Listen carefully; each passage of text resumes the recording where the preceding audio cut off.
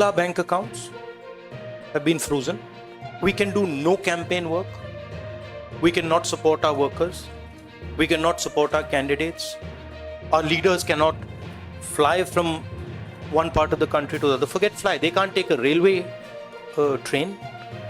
And this has been done literally 2 months before the election campaign. Why has it been done? One notice comes from the 90s, another notice comes from 6-7 years ago. हम poster तक नहीं छपवा पा रहे। कांग्रेस के account freeze, Sonia, Rahul और खड़गे ने एक साथ बीजेपी को घेरा। नमस्कार दोस्तों, आप सभी का स्वागत है हमारी इस खास पेशकश में। आज के इस वीडियो में हम आपसे बताएंगे कि आखिर कैसे सोनिया गांधी, राहुल गांधी और खड़गे ने यह कहकर बीजेपी को घेरा है कि हम पोस्टर तक नहीं छपवा पा रहे। आखिर क्या कांग्रेस के सभी अकाउंट्स को कर दिया गया है फ्रीज? क्या आप जानते हैं कि हाल ही में कांग्रेस ने गुरुवार को प्रेस कॉन्फ्रेंस करके सत्ता पक्ष पर निशाना साधा है। आखिर पार्टी के अध्यक्ष मल्लिकार्जुन खड़गे ने कहा कि हमारा खाता फ्रीज कर दिया गया है और खाता फ्रीज करना सत्ताधारी दल का खतरनाक खेल है। आखिर क्यों बीजेपी पर उंगली उठाते हुए उन्होंने कहा कि बीजेपी ने खुद हजारों करोड़ भर लिए हैं और हमारे बैंक अकाउंट फ्रीज कर दिए हैं। और सबसे खास बात, क्या आप ये जानते हैं कि इस प्रेस कॉन्फ्रेंस में कांग्रेस की पूर्व अध्यक्ष सोनिया गांधी और राहुल गांधी भी मौजूद थे। आइए ये जानने के लिए कि कांग्रेस की तरह से आए इस बयान के पीछे आखिर क्या है सच्चाई, जानने के लिए देखिए पूरी वीडियो। लोकसभा चुनाव के लिए जारी सियासी जंग के बीच कांग्रेस ने गुरुवार को बैंक अकाउंट फ्रीज करने का मुद्दा उठाया। पार्टी के अध्यक्ष मल्लिकार्जुन खड़गे और पूर्व अध्यक्ष सोनिया गांधी और राहुल गांधी ने प्रेस कॉन्फ्रेंस कर मोदी सरकार पर निशाना साधा। मल्लिकार्जुन खड़गे ने कहा कि हमारा खाता फ्रीज कर दिया गया है। खाता फ्रीज करना सत्ताधारी दल का खतरनाक खेल है। बीजेपी ने खुद हजारों करोड़ भर लिए हैं और हमारे बैंक अकाउंट को फ्रीज कर दिया है। कांग्रेस अध्यक्ष ने कहा, भारत पूरी दुनिया में लोकतंत्र, मूल्य और आदर्शों के लिए जाना जाता है। पिछले दिनों सुप्रीम कोर्ट के आदेश के बाद इलेक्टोरल बॉन्ड की सच्चाई सामने निकल कर आई है। किसी भी लोकतंत्र के लिए निष्पक्ष चुनाव आवश्यक होता है। सभी के लिए लेवल प्लेइंग फील्ड होनी चाहिए, समान अवसर होने चाहिए। उन्होंने कहा कि जो भारत की छवि थी उस पर प्रश्न उठ रहे हैं। हम बराबरी से चुनाव ना लड़ पाए, इसीलिए खाते सीज कर दिए गए हैं। एक राजनीतिक दल को चुनाव लड़ने में बाधा उत्पन्न कर खतरनाक खेल खेला गया है। हर तरफ सिर्फ इनका ही विज्ञापन लगा है, उसमें भी मोनोपोली है। सोनिया गांधी ने कहा। खड़गे के बाद कांग्रेस की पूर्व अध्यक्ष सोनिया गांधी ने अपनी बात रखी।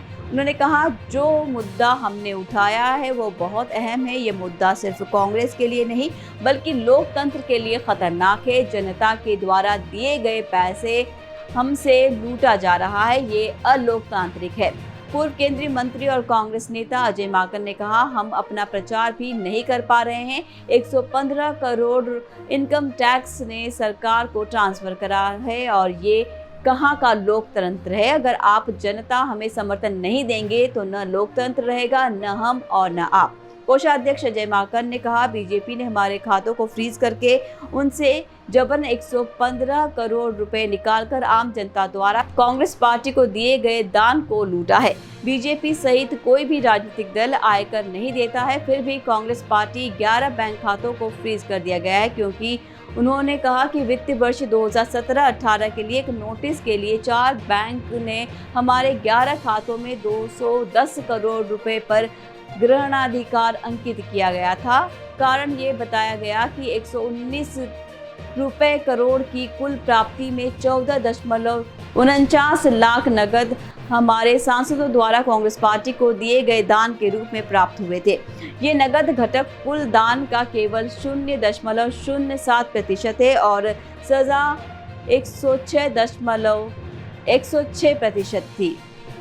सरकार पर हमलावर कांग्रेस अजय माकन ने कहा कि हमारे खातों को फ्रीज करने के समय को देखे हमने साल 2017-18 में 119 करोड़ का दान मिला, लेकिन 7 साल बाद 13 फरवरी 2024 को 210.25 करोड़ का ग्रहाधिकरण चिन्हित किया गया है। हमारे बैंक खाते लगभग सील कर दिए गए हैं। अब बाद में 115.32 करोड़ जबरन जब्त कर लिए गए हैं। उन्होंने कहा कि ग्रहणाधिकार इस तरह से चिन्हित किया गया था कि इनसे न केवल 210 करोड़ रुपए सील कर दिए गए, बल्कि कांग्रेस को अपनी जमा राशि 285 करोड़ रुपए का उपयोग करने से भी रोक दिया गया है।